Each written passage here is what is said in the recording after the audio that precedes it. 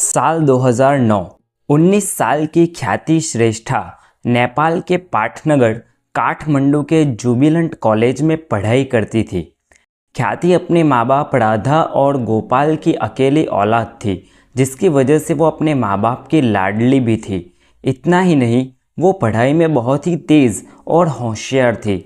उसकी तमन्ना थी पायलट बनने की, और अपनी बेटी के इस सपने के लिए गोपाल श्रेष्ठा ने सन 2006 में अपने गांव का घर छोड़कर काठमांडू रहने के लिए आ गए थे। काठमांडू के बलाजू इलाके में उन्होंने एक अपार्टमेंट रेंट पर लिया और वहीं रहने लगे।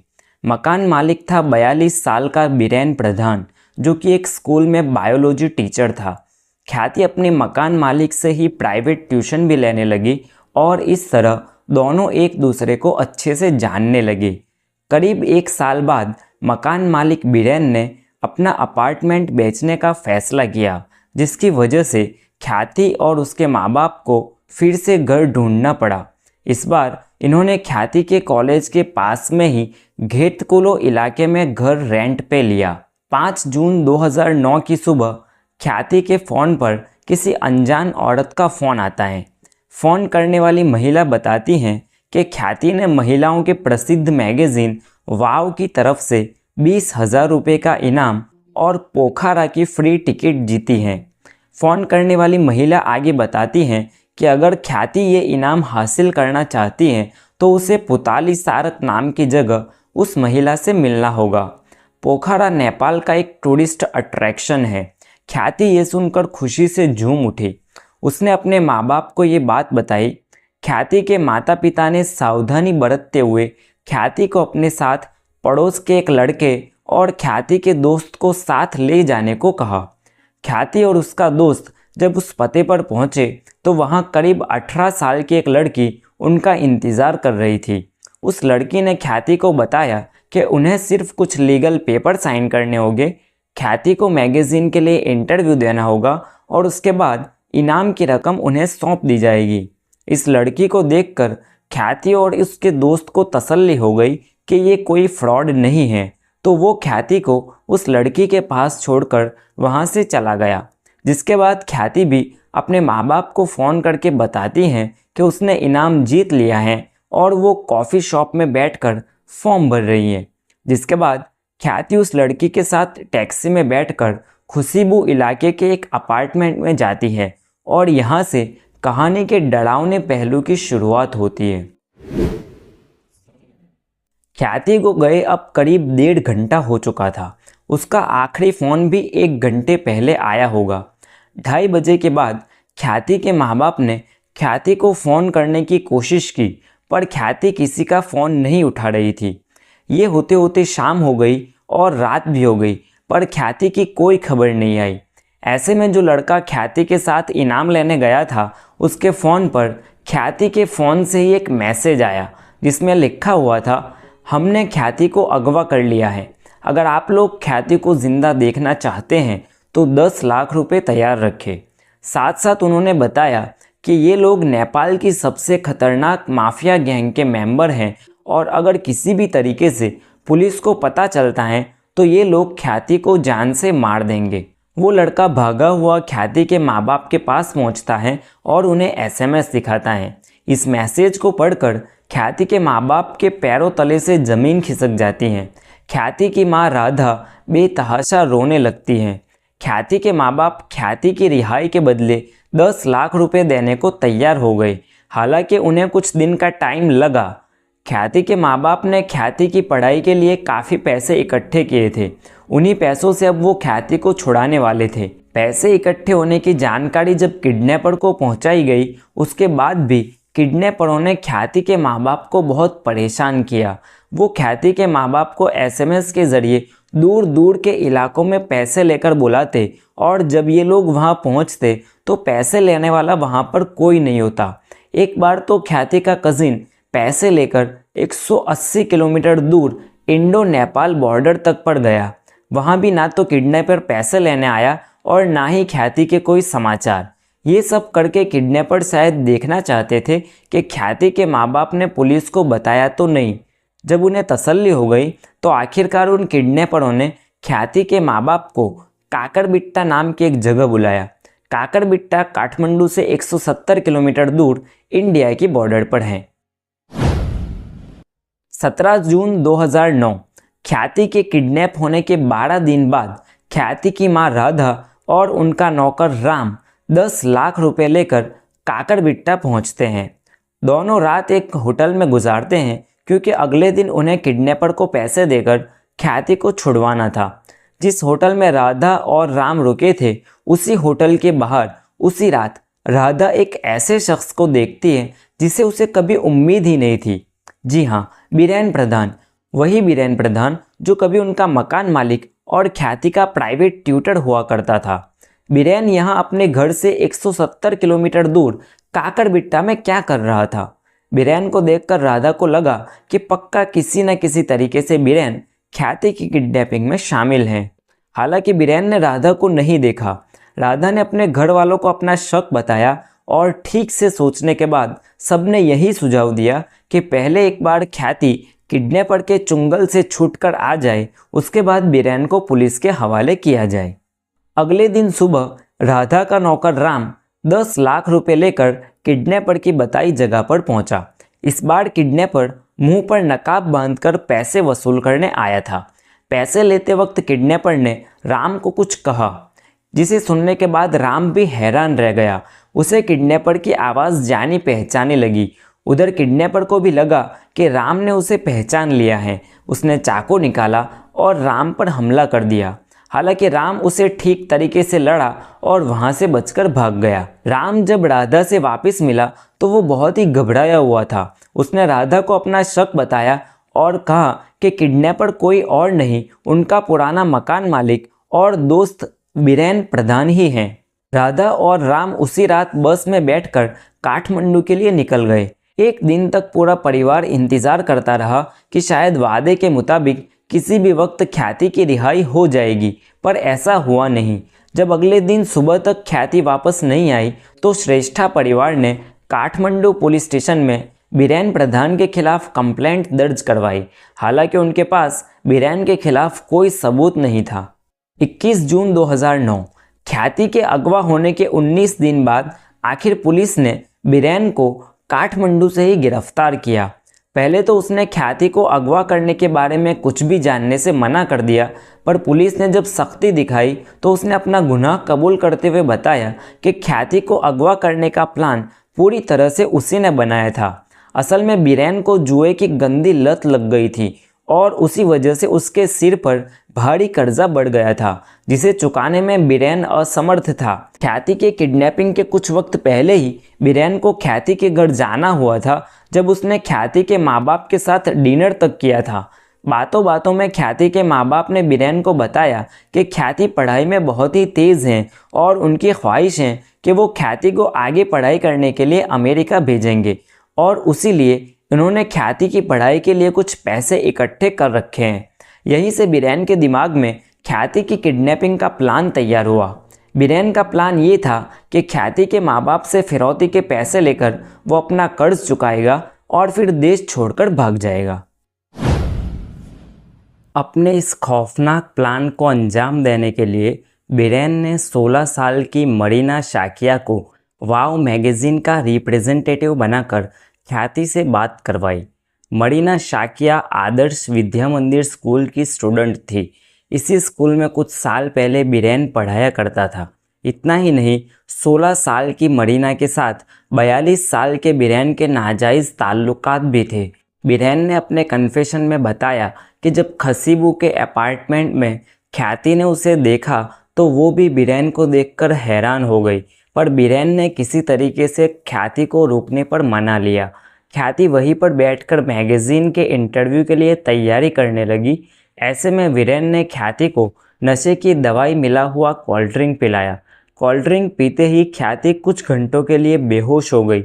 जब उसे होश आया तो उसे सब समझ में आने लगा। वो घबराकर रोने और चिल्लाने लगी। ये देखकर बीरेन भी घबराया और उसने क्लोरोफॉर्म मिलाया हुआ कपड़ा ख्याति के नाक पर कस के दबा दिया, जिसके बाद ख्याति वही बेहोश होकर गिर गई। हालांकि बीरेन ने जाने अनजाने में कुछ ज़्यादा ही मात्रा में क्लोरोफॉर्म मिला दिया था, जिसकी बदौलत ख्याति वहीं पर मर गई। बीरेन को जब पता चला कि ख्याति मर चुकी है तो उसने पुलिस से बचने के लिए एक खौफनाक रास्ता ढूंढा। उसने ख्याति की लाश को 10 अलग अलग टुकड़ों में काटना शुरू किया।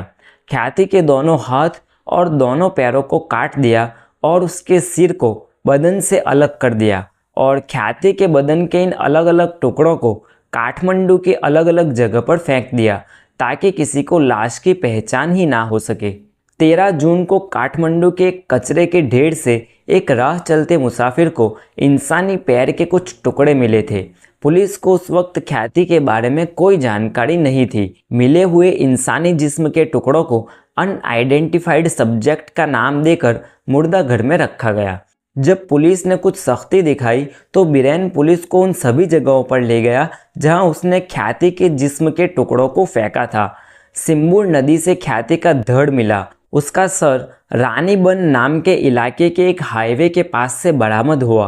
ख्याति का चेहरा इस कदर गल चुका था कि उसके चेहरे से ख्याति की पहचान ही नहीं हो पा रही थी। डीएनए टेस्ट के बाद यह कन्फर्म हुआ कि मिले हुए जिस्म के टुकड़े ख्याति के ही हैं। जब इस हत्याकांड की कहानी लोगों के सामने आई तो नेपाल के लोगों में भारी गुस्सा दिखाई दिया। खास करके स्टूडेंट्स सड़कों पर उतर आए। जगह जगह प्रोटेस्ट हुआ। नेपाल के कानून में उस वक्त मौत की सज़ा का कोई जिक्र नहीं था। कोर्ट ने बीरेन को 39 साल की जेल की सज़ा सुनाई। मरीना, जो कि उस वक्त नाबालिग थी, उसे भी 34 साल की सज़ा सुनाई गई। बीरेन अभी भी जेल में है और अपनी सज़ा काट रहा है, जबकि मरीना ने जेल में रहते हुए अपनी पढ़ाई जारी रखी और मास्टर्स डिग्री हासिल की। अपने अच्छे बर्ताव को लेकर मरीना को साल 2020 में जेल से आज़ाद कर दिया गया। ख्याति श्रेष्ठा आज भी नेपाल के लोगों के दिलों में जिंदा है। अगर आपका भी दिल ख्याति की कहानी से भर गया हो तो कमेंट में रीप ख्याति लिखे। इतना तो हम कर ही सकते हैं। अंजना का जन्म 26 अगस्त 1995 में नेपाल के हेतौड़ा में हुआ था। उसके परिवार में अंजना के अलावा उसके माता पिता, 2 छोटी बहनें, 1 छोटा भाई और अंजना के दादाजी रहते थे। अंजना बहुत ही फ्रैंक और एक्सट्रोवर्ट थी। वो आसानी से लोगों के साथ घुल मिल जाती थी। वो बचपन से ही होशियार और टैलेंटेड थी।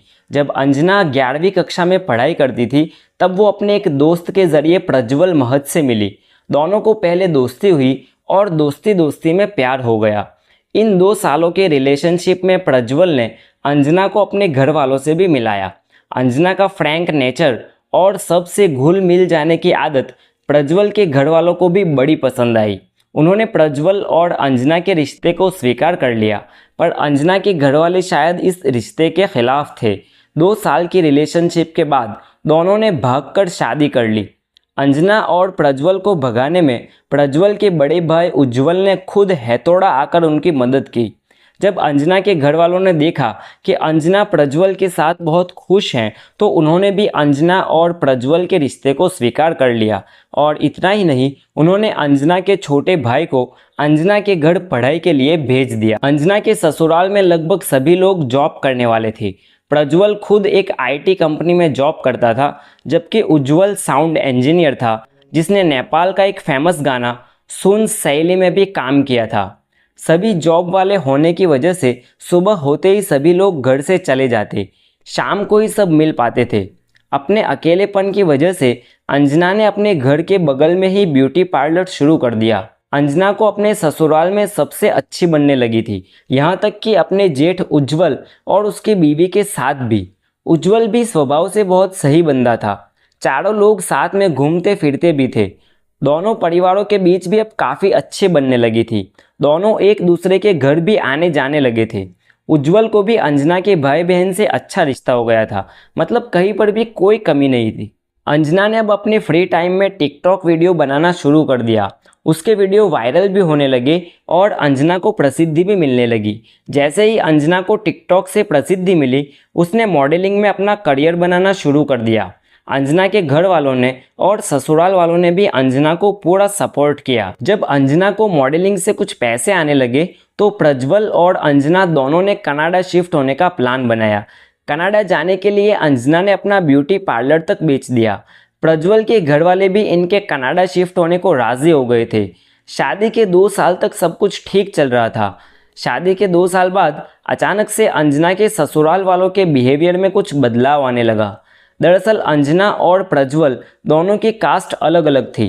प्रज्वल के भाई उज्जवल और उसकी भाभी की अरेंज मैरिज थी, तो दोनों की कास्ट एक ही थी। मतलब पूरे परिवार में सिर्फ अंजना दूसरी कास्ट की थी। शादी के 2 साल बाद अब अंजना के ससुराल में अंजना की कास्ट के बारे में बातें होने लगी। बात बात पर अंजना को बताया जाता कि वो दूसरी कास्ट से हैं। धीरे धीरे अंजना को अपने ही घर में अब पराया महसूस होने लगा। अंजना ने अपनी माँ को भी फ़ोन करके इसके बारे में बताया, तो अंजना की माँ ने अंजना को छोटी छोटी बातें दिल पर ना लेने को बोलकर बात को टाल दिया। अंजना को अपने घर में ही अब घुटन महसूस होने लगी थी। 9 मई 2019 करीब दोपहर के 3 बजे अंजना के घर अंजना के ससुराल से फ़ोन आता है। अंजना की सास अंजना की मां को बताती हैं कि उनके घर कोई बड़ा हादसा हो गया है, इसलिए उन्हें जल्द ही आना होगा। सुनते ही अंजना की मां को कपकपी छूट गई। उसने तुरंत अंजना की छोटी बहन को रोते हुए फ़ोन किया और सब कुछ बताया और उसे ही अपने पिता को फ़ोन करने को बोला। उसने अंजना को 5 से 6 बार फ़ोन करने की कोशिश की, पर किसी ने फ़ोन रिसीव नहीं किया। जिसके बाद अंजना की बहन ने प्रज्वल को फ़ोन किया। प्रज्वल ने फ़ोन तो उठाया, पर उसने भी वही जवाब दिया, घर पर कोई सीरियस एक्सीडेंट हुआ है और आप लोगों को काठमांडू आना पड़ेगा। पहला फ़ोन आने के साथ ही अंजना के घर वाले काठमांडू जाने के लिए तैयारी करने लगे। पूरे रास्ते में उन्होंने अंजना के ससुराल वालों से ज़्यादा जानकारी लेने की कोशिश की, पर कोई कुछ नहीं बता रहा था। अंजना की मां को शक हो गया था कि उनकी बच्ची के साथ ज़रूर कुछ न कुछ हादसा हुआ है। वो पूरा रास्ता कभी बेहोश हो जाती तो कभी होश में आकर रोने लगती। बदकिस्मती से उस दिन रास्ते में ट्रैफिक भी कुछ ज़्यादा था। जब अंजना के घर वाले अंजना के ससुराल तक पहुंचे तब तक रात के 10 बज गए थे। अंजना के ससुराल के बाहर लोगों की भारी भीड़ जमा हुई थी। कुछ पुलिस वाले भी दिखाई दे रहे थे। अभी तक अंजना के घर वालों को कोई आइडिया नहीं था कि वो क्या देखने वाले थे। जैसे तैसे करके वो लोग भीड़ को चीरते हुए घर के अंदर दाखिल हुए। सबसे पहले उन्हें अंजना का छोटा भाई जो कि वही रहता था और प्रज्वल मिले। दोनों बेतहाशा रो रहे थे। प्रज्वल के बाकी के रिश्तेदार भी वही थे। एक पुलिस ऑफिसर ने अंजना के पिता को अलग करके बुलाया और उन्हें अंजना के बेडरूम में ले गए। पुलिस ने बेडरूम का दरवाज़ा खोला। अंदर का नज़ारा देखकर अंजना के पिता के पांव तले से ज़मीन खिसक गई। वो अंजना के बेडरूम में दाखिल भी नहीं हो सके। वापस अपने घर वालों के पास जाकर वो चीख चीख कर रोने लगे। अंजना के जेठ उज्जवल ने अंजना की हत्या कर दी थी। अंजना की लाश बहुत ही बुरी हालत में पड़ी हुई थी। उसके हाथ और पैर को काट कर अलग कर दिया गया था। उसके बदन का ऊपर का हिस्सा बेड पर था, जबकि नीचे का हिस्सा फर्श पर। उसकी गर्दन उसके बदन से अलग होने ही वाली थी। ऐसा लग रहा था जैसे कोई कसाई ने जानवर को काटा हो। उसके पूरे बदन पर किसी धारदार चीज से करीब 20 से 25 वार किए गए थे। कोई भी आम इंसान ये नज़ारा देखकर होश में ही नहीं रह सकता, तो आप लोग अंजना के पिता की हालत का अंदाज़ा लगा सकते हो। काठमांडू पुलिस ने जब तक अंजना के घर वाले नहीं आ जाए तब तक लाश को ठीक वैसे ही रहने दिया और उन्होंने ही फोर्स करके अंजना के घर वालों को बुलाया। पुलिस ने उज्जवल को गिरफ्तार करके उसे कस्टडी में ले लिया। अब सभी के दिमाग में एक ही सवाल था, आखिर उज्जवल ने अंजना को क्यों मारा? उनके पड़ोसी और अंजना के घर वालों के लिए ये सबसे बड़ी पहेली थी, क्योंकि उनके मुताबिक तो अंजना और उज्जवल को आपस में कोई दिक्कत नहीं थी। अंजना उज्जवल को अपना बड़ा भाई ही मानती थी। पुलिस ने उज्जवल से अपनी पूछताछ शुरू की। उज्जवल ने शुरू से ही अपना गुनाह कबूल कर लिया। अपने कन्फेशन में उसने बताया कि उस दिन सुबह प्रज्वल ने अपना लंच किया और ऑफिस के लिए निकल गया। प्रज्वल के जाने के बाद घर में अंजना, उज्जवल और अंजना की सास ही थी। प्रज्वल के जाने के बाद अंजना अपने कमरे में गई। उज्जवल अपनी टेरेस से अंजना को देख रहा था। उसे लगा आज ही सही मौका है अंजना को सबक सिखाने का। जो भी करना है आज ही करना होगा। वो अपने कमरे में गया और अपनी खुकड़ी ले आया।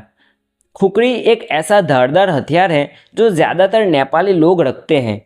अंजना हमेशा अपने रूम का दरवाज़ा लॉक करके ही रखती, पर बदकिस्मती से आज उसने अपने रूम का दरवाज़ा खुला छोड़ दिया। उज्जवल अपने साथ खुकड़ी लेकर अंजना के रूम तक गया। उसने हल्के से देखा तो अंजना अपने बेड पर अपना फ़ोन लेकर पड़ी थी। उज्जवल ने अंदर जाने से पहले सोचा कि उसकी खुकड़ी छोटी सी थी, शायद उससे अंजना मर ना सके। वो वापस अपने पिता के कमरे में गया। उसकी माँ कमरे में सो रही थी। उसने अपनी पिता की बड़े वाली खुकड़ी निकाली जो कि वो बकरे काटने में इस्तेमाल करते थे। बड़ी खुकड़ी लेकर उज्जवल वापस अंजना की तरफ गया और उसने अंजना के रूम का दरवाज़ा खोला और अपनी खुकड़ी से सीधा अंजना के ऊपर वार करने लगा। अचानक हुए हमले से अंजना डर गई। उसने उज्जवल के हमले को अपने बाएं हाथ से रोकने की कोशिश की, जिसकी वजह से उसका बायां हाथ ही बदन से जुदा हो गया और खुकड़ी का वार सीधे सर पर लगा। काफी खून बह रहा था और उसकी वजह से अंजना बेहोश हो गई। उज्जवल ने एक बार सोचा कि वो अंजना को ऐसे ही छोड़ दे, पर फिर उसने सोचा कि अगर वो जिंदा बच गई तो उज्जवल को अंजना को मारने का मौका दूसरी बार नहीं मिलेगा। उज्जवल ने अपनी खुकड़ी फिर से उठाई और बेरहमी से अंजना के बेहोश बदन पर वार करने लगा। आखिरकार जब उसे तसल्ली हो गई कि अंजना मर चुकी हैं, तो वो बाहर आया और ऊपर जाकर उसकी माँ को बोला, माँ, पुलिस को कॉल कर लो, मैंने अंजना को मार दिया है। सभी के मन में बस एक ही सवाल था, आखिर उज्जवल ने अंजना को क्यों मारा? जब उज्जवल को उसके बारे में पूछा गया तो उसने 1-2 नहीं बल्कि 5 कारण बताए। उज्जवल के बयान के मुताबिक अंजना हमारी कास्ट से नहीं थी, वो दूसरी कास्ट से थी और ये बात मुझे बिल्कुल पसंद नहीं थी। मॉडलिंग में अपना करियर शुरू करने के बाद अंजना बहुत ही स्टाइलिश और मॉडर्न बनने लगी थी। उसके कपड़े दिन ब दिन छोटे और तंग होने लगे थे। अंजना और प्रज्वल कनाडा शिफ्ट होने का प्लान कर रहे थे। उज्जवल को ये भी पसंद नहीं था। उसने सोचा अगर ये लोग कनाडा शिफ्ट हो गए तो अंजना को मारने का मौका उसे मिलेगा नहीं। अंजना बहुत ही स्मार्ट और एक्सट्रोवर्ट थी। वो सभी के साथ आसानी से घुल मिल जाती थी और उसी वजह से लोग उसे चाहने भी लगे थे, जिसकी वजह से उज्जवल की बीवी को भी अंजना से जलन होने लगी थी। उज्जवल की बीवी रोज उज्जवल से अंजना के बारे में शिकायत करती रहती और उसी बात ने उज्जवल के सीने की जलन में तेल डालने वाला काम किया। आखिरकार मौका मिलने पर उज्जवल ने अपनी ही भाभी का बेरहमी से कत्ल कर दिया। अंजना के बेरहम कत्ल के बाद भी उज्जवल के परिवार ने उज्जवल को कोर्ट में बचाने की पूरी कोशिश की। उज्जवल के लिए वकील को हायर किया गया।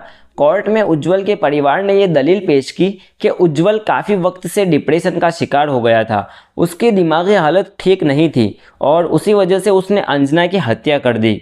अंजना का परिवार और उसका पति प्रज्वल भी अंजना के इंसाफ के लिए सारे कानूनी जंग लड़े।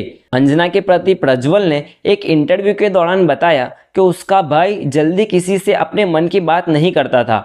वो लोगों के साथ घुलता मिलता भी कम है, इसलिए उसके दिमाग में क्या चल रहा है उसके बारे में जानना मुश्किल है। पर अगर उसकी दिमागी हालत ठीक नहीं थी तो किसी ने उसका इलाज क्यों नहीं करवाया? और तो और अगर उसकी दिमागी हालत सही नहीं थी तो उसे घर में रखा ही क्यों?